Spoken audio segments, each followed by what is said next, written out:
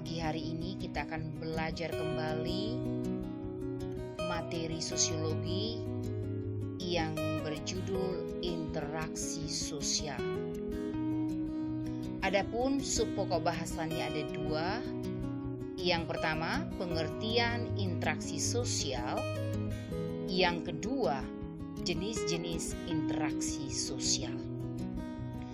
Anak-anak sebagai makhluk sosial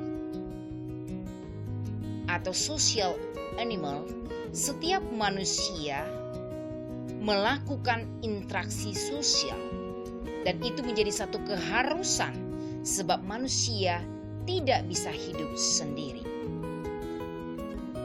Anak-anak, interaksi sosial itu merupakan hubungan timbal balik antara individu dengan individu, individu dengan kelompok, kelompok dengan kelompok. Sekali lagi, interaksi sosial merupakan hubungan timbal balik antara individu dengan individu, person with person, individu dengan kelompok, person with group, kelompok dengan kelompok, group with group. Pendapat ini juga dikemukakan tokoh yang bernama Gilin dan Gilin. Interaksi sosial itu dapat terjadi dalam suasana persahabatan, cooperation, maupun perselisihan atau konflik. Interaksi sosial itu bisa dengan kata-kata, dengan jabat tangan, dan bahasa isyarat. Anak-anak, interaksi sosial itu memiliki syarat. Ada dua syarat interaksi sosial. Ibu kasih dekingnya cons, kontak sosial, coms, komunikasi sosial. Ada dua syarat interaksi sosial, kontak sosial, dan komunikasi sosial. Kontak sosial atau social contact. Kata kontak berasal dari bahasa Latin con atau kun yang berarti bersama-sama dan tengo atau tangere yang berarti menyentuh. Kontak sosial tidak selalu berkomunikasi. Dalam hal ini, kontak sosial bisa berbicara menggunakan telepon, telegram, surat, radio, dan sebagainya. Kontak sosial itu dibagi dua, ada kontak secara primer, ada kontak secara sekunder. Kontak dikatakan primer atau primer kontak itu apabila terjadi secara langsung atau bertatap muka atau face to face. Jadi kalau misalnya berakhirlah pandemi COVID-19 ini, Ibu Rita bertemu langsung dengan kamu, itu berarti kontak primer, berarti bertemu secara langsung. Atau Ibu Rita bertemu dengan Abdul Hadi Ghazali, berarti di sini kontak primer terjadi tatap muka. Kontak sekunder ada dua, sekunder langsung, sekunder tidak langsung. Sekunder langsung terjadi apabila media atau alat yang digunakan dalam komunikasi dapat dipakai untuk berkomunikasi secara langsung. Misalnya menggunakan telepon atau handphone, video call. Berarti dikatakan di situ sekunder langsung dapat berkomunikasi langsung. Sedangkan sekunder tak langsung terjadi apabila menggunakan alat tetapi tidak dapat langsung digunakan atau karena ada jasa dari pihak ketiga. Jadi misalnya Abdul Hadi bermasalah, maka BK-nya menghubungi Ibu Rita sehingga Ibu Rita bisa berkomunikasi dengan Abdul Hadi. Itu kategori sekunder tak langsung karena ada jasa dari pihak ketiga yaitu BK. Berikutnya, komunikasi.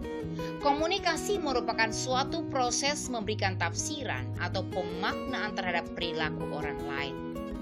Perilaku itu mungkin berwujud pembicaraan, percakapan, gerak-gerik badannya atau gesture atau body language atau sikap atau attitude, perasaan feel dan lain-lain, etc.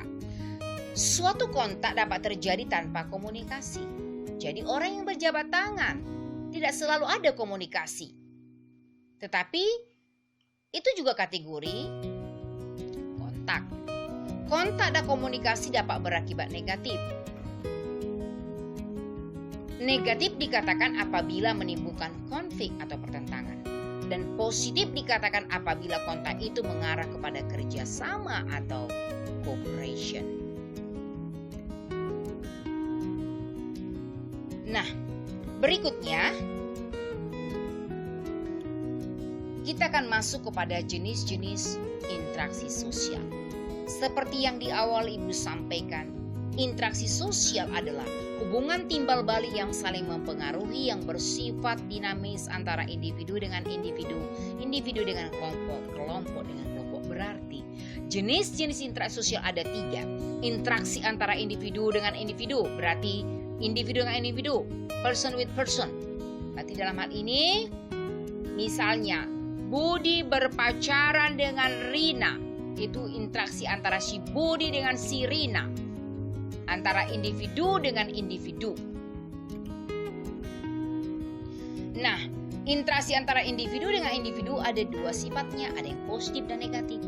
Reaksi dikatakan positif jika reaksi terjadi mengarah kepada kerjasama. Kalau si Budi dan si Rina berinteraksi, mereka bersama-sama berjanji, berkomitmen meskipun mereka berpacaran, tetapi harus saling memotivasi satu sama yang lain, itu kategori interaksi yang positif, reaksi yang positif. Tetapi jika si Budi dan si Rina berpacaran, tetapi si Rina selalu cemburu kepada si Budi, sangat posesif, reaksi yang terjadi mengarah kepada pertentangan atau konflik. Maka mereka sering bertengkar atau berkelahi. Nah, itu dia individu dengan individu yang bisa menimbulkan reaksi yang positif dan negatif. Yang kedua, interaksi antara individu dengan kelompok. Misalnya, guru yang mengajar, menjelaskan materi pelajaran kepada murid-muridnya dalam kelas. Itu kategori individu dengan kelompok. Atau Ibu Rita mengajar di kelas 10 yang berkaitan dengan interaksi sosial. Itu kategori interaksi individu dengan kelompok. Ibu Rita kategori individu, kelompok itu kelas yang dibimbing. Yang ketiga, interaksi antara kelompok dengan kelompok. Misalnya, pertandingan sepak bola antara MU, Manchester United dengan Chelsea. Berarti antara individu dengan individu. Atau seperti yang kamu lihat di layar kamu, misalnya satu tim sepak bola mengundang kelompok yang lain untuk ikut memeriahkan pesta kemenangan timnya. Itu kategori individu, kelompok dengan kelompok.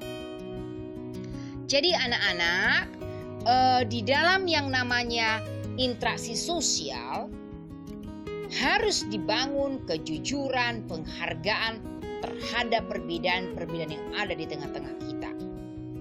Jadi dalam melakukan interaksi harus membangun kode etik yang baik, rambu-rambu yang benar sebagai makhluk sosial. Dan memang sebagai makhluk sosial, interaksi sosial itu bagian dari keharusan yang mesti dijalankan sebagai makhluk sosial atau social animal. Perbedaan itu menyangkut apa? Menyangkut agama, religion, adat, custom, pola hidup, atau person life, cara pandang atau paradigma terhadap suatu hal dan lain-lain.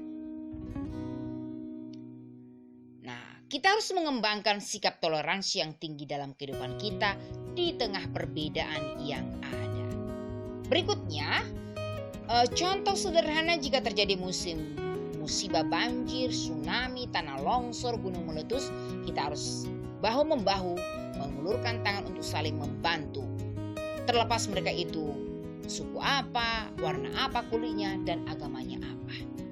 tetapi kita saudara sebangsa yang saling membantu sehingga kita memiliki jiwa sosial yang tinggi. Anak-anak, ciri-ciri interaksi sosial itu harus kamu pahami memiliki beberapa hal. Yang pertama, pelakunya lebih dari satu orang. Jadi tidak mungkin satu orang, minimal dia 2 orang. Jadi si Rudy dan si Amir misalnya berbincang-bincang, mereka sudah melakukan interaksi sosial. Ada komunikasi di antara pelaku melalui kontak sosial. Ada komunikasi, ada pembicaraan, ada percakapan. Mempunyai maksud dan tujuan yang jelas. Ya, ketika berkomunikasi, ketika berinteraksi, ada maksud dan tujuan yang jelas. Yang berikutnya, ada dimensi waktu. Dimensi waktu ini apa? Menyangkut 3 hal: masa lalu, history, masa kini, dan masa yang akan datang. Jadi setiap kita melakukan interaksi sosial bisa menyangkut ketiga-tiganya atau minimal 2. Misalnya, kalau kamu gagal, kamu bisa berpikir untuk mengubah cara belajarmu di masa lalu yang gagal atau fail supaya memperbaiki sikap sehingga kamu bisa menjemput masa depan yang lebih baik atau future. Atau bisa juga saat ini kamu berkomitmen mau belajar, berarti masa kini ya akan kamu raih untuk masa yang akan datang atau future. Jadi dimensi waktu masa lalu, masa lampau, masa kini, masa yang akan datang. Berarti masa lalu, masa kini, masa yang akan datang. Berikutnya, interaksi sosial cenderung berlangsung positif apabila didasarkan kepada kebutuhan yang nyata, memperhatikan efektivitas, memperhatikan efisiensi, menyesuaikan diri kepada kebenaran dan keadaan yang berlaku, tidak bersifat memaksa baik fisik maupun secara mental. Anak-anak, pada hari ini inilah pembelajaran kita terkait dengan interaksi sosial. Adapun kesimpulan atau conclusionnya, Ibu ulangi sekali lagi. Interaksi sosial atau social interaction adalah hubungan timbal balik yang saling mempengaruhi, bersifat dinamis antara individu dengan individu, individu dengan kelompok, kelompok dengan kelompok. Ada 2 syarat interaksi sosial, ingat, kontak sosial, komunikasi sosial. Kontak sosial ada 2 kontak, primer dan sekunder. Primer bertatap muka, sekunder ada 2 tidak bertatap muka langsung, tetapi ada 2 sekunder langsung, sekunder tidak langsung. Sekunder langsung menggunakan media seperti handphone, sekunder tidak langsung menggunakan pihak jasa ketiga. Berikutnya, komunikasi. Komunikasi adalah percakapan. Berikutnya, jenis-jenis interaksi sosial ada 3. Interaksi antara individu dengan individu, person with person, individu dengan kelompok, person with group, kelompok dengan kelompok, group with group. Anak-anak, ini dulu yang bisa Ibu sampaikan. Tugas secara pribadi tidak ada untuk minggu ini, tetapi Ibu harapkan ini dicatat di buku catatan. Minggu depan akan Ibu buat PR. Dan bagi yang tidak mengumpulkan, setiap kelas sudah terdata, dan kalau kamu mengulangi lagi itu akan diakumulasi sehingga nilaimu bisa tidak tinggi atau terkategori rendah kalau kamu sering tidak mengumpulkan tugas. Nah, untuk itu tetap dipelajari topik ini, diulang-ulang. Ingat anak-anak, kesuksesan diraih dengan kerja keras. Persiapan yang adalah kunci keberhasilan. Tanpa persiapan yang ada kegagalan. Kalau mau sukses untuk masuk jalur perguruan tinggi negeri atau PTN, belajar sejak dini. Untuk itu anak-anak, jangan buang waktu, don't waste time, do the best your life, lakukan yang terbaik dalam hidupmu, dan jangan mudah menyerah, never give up.